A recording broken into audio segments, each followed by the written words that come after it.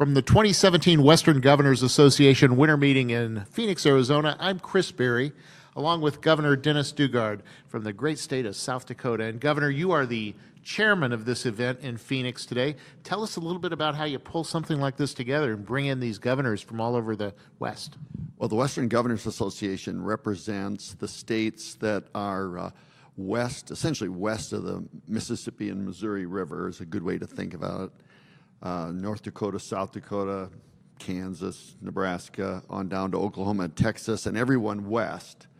So it's hard to get 19 governors together at one time in one place, but we have over half of them here. We have about 12 or 13 governors here, as well as governors from the Northern Marianas Islands and from the governor of Guam. We also have a premier from one of the Canadian provinces.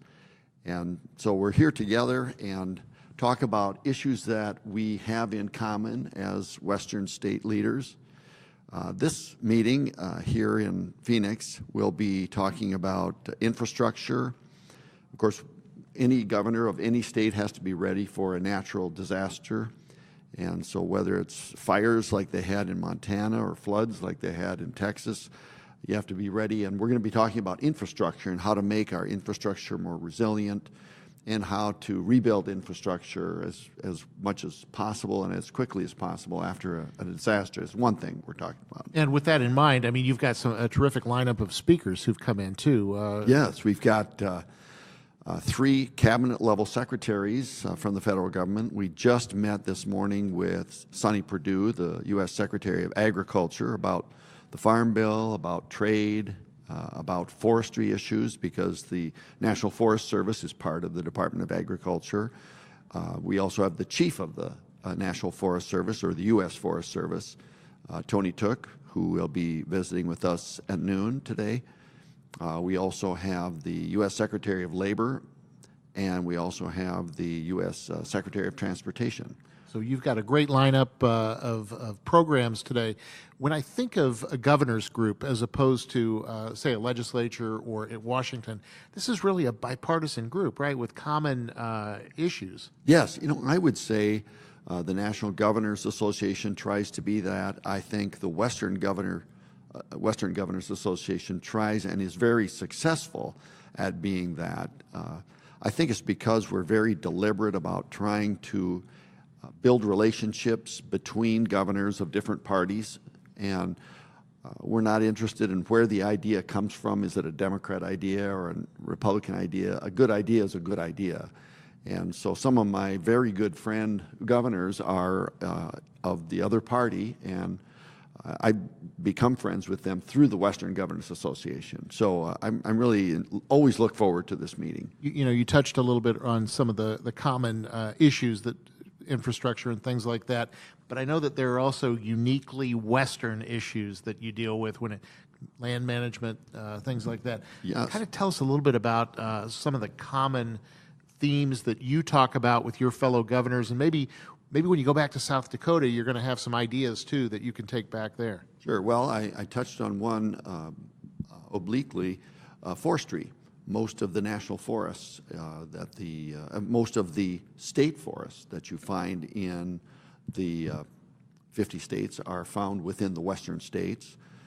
Much of the federal land mass is found within the western states. Much of the eastern states is either state land or privately owned land. And you take a state like Utah, 70% of the state is federal lands.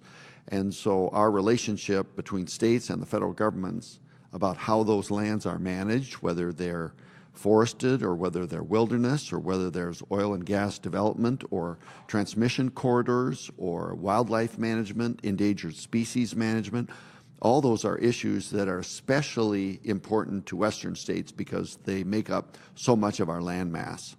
So a year ago, Keystone Pipeline was, really definitely in the headlines. It hasn't gone away. You've supported it all along. Tell us, where do we stand with Keystone at this point, and what do you see ahead?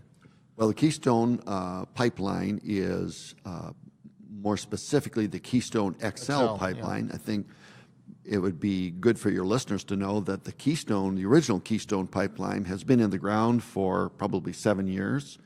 and runs through the eastern part of South Dakota on down to Cushing, Oklahoma, and points beyond. The Keystone XL pipeline would run through Montana, into South Dakota, through Nebraska, and then over, I believe, to Illinois.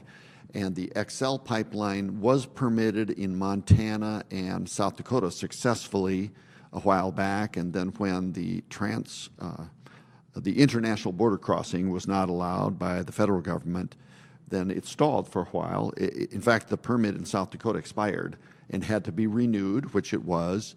And then the Nebraska permit, each pipeline passage through a state is controlled by that state. Its location must be permitted by the state. The location in Montana has been fully permitted. The location in South Dakota has been fully permitted. Each of those permitting sessions involves a very judicial-like process where opponents are heard, proponents are heard, and then the ruling of the commission comes down and they grant, if they do, a specific corridor with very specific conditions. It has to be buried thus and such deep. It has to have this kind of safety, has to have this kind of steel quality, etc.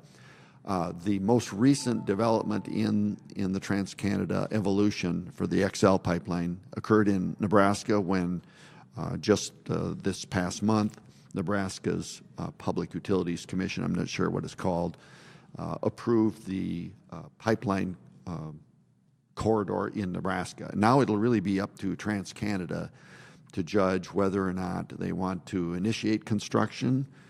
They've got to work in a slightly different corridor in Nebraska than they thought they would, but they need to make sure they get the required landowner permissions, and then they need to judge whether the economics now, which are quite different in terms of the value of oil, whether the economics and the market demand for oil is there to justify the construction of such a large project. So when you take a look at energy in general, and obviously oil, petroleum is something that we have so much, but wind energy has been such a big issue in South Dakota also, right? Yes, wind, we're very pleased. We're one of two states that generates more than 30% of its power generation within the state is wind.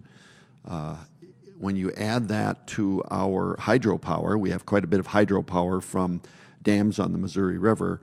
There'll be years when we'll have 75% of our power generation in South Dakota will be renewable energy. So we're very proud of that. And South Dakota has a good wind resource. The wind blows pretty steadily.